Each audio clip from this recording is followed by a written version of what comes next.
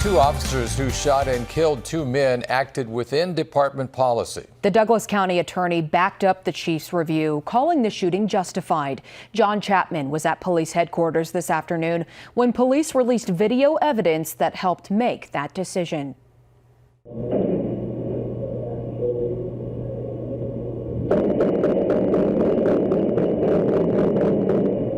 That was the sound of shots fired captured on security video inside a nearby laundromat. Officer Robert Soldo and Captain J. Leavitt returned fire. How many bullets were fired?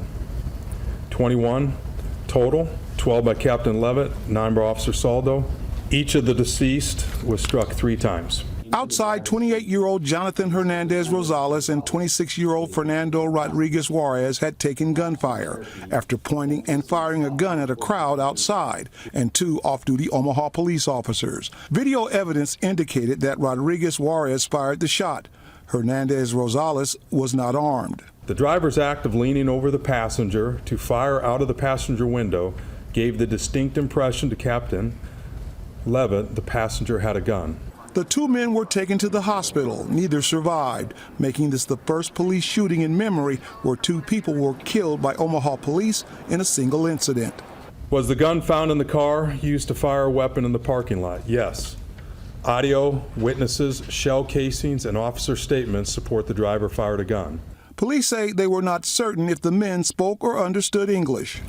The officers were not looking to approach the vehicle at all. The officers were forced into acting upon the gunshot. There were no gun defects to the rear of the vehicle. They were either in the side or in the front. Omaha Police presented a narrated video showing the 2 men leaving the nightclub and involved in a physical altercation, then later returning in their vehicle and firing a gun into a crowd that included the 2 officers. Police also displayed a 9mm handgun found in the vehicle. Omaha Mayor Gene Stothard at the news conference to back up the Omaha chief and his department in this incident. Chief Schmatter has established a record of thoroughness and accuracy and accountability, and this investigation will be no different. Chief Schmatter decided that in this case his officers followed their training and did what they had to do. I must evaluate if the officer's shooting was within Omaha Police Department policy.